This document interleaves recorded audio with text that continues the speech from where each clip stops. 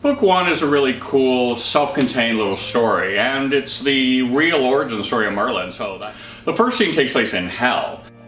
The devil is angry that Christ just redeemed mankind, and he decides that he wants a man on earth too to lead people into temptation. So he decides he's going to impregnate a human woman with his baby, and we meet Melinda, our main character, and the first half is kind of a horror novel as the demon comes into her home and kills off her whole family one by one. And it draws closer and closer until the demon finally gets to her.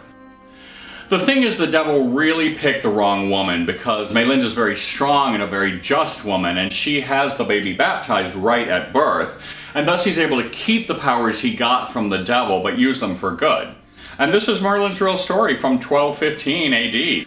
From there, Melinda is faced with burning at the stake for having an illegitimate child and has to go to court to prove her innocence. But by a few months old, baby Merlin can talk.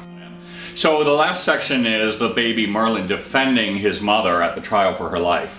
So the first half is kind of a horror story, and the second half is kind of magical and super fun with this talking baby, and it all ends up in a different place from where it started. Now, since this is the first book in a big series that will eventually move on into the King Arthur story, we really explore what it means to be Merlin. We explore the formation of Merlin's mind, and we also see how his mother had a huge influence on his sense of right and wrong.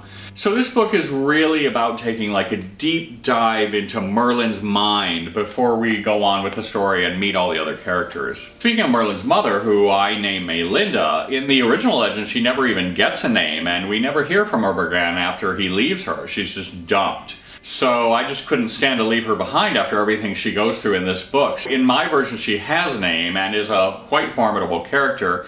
But also, I was able to find a way to remain true to the legend but keep her in the story. So now she appears in books 2 and 3, and she's going to have a very, very influential role throughout the entire series. Most depictions of the King Arthur story start with Arthur's birth, which will be book 3 of this series.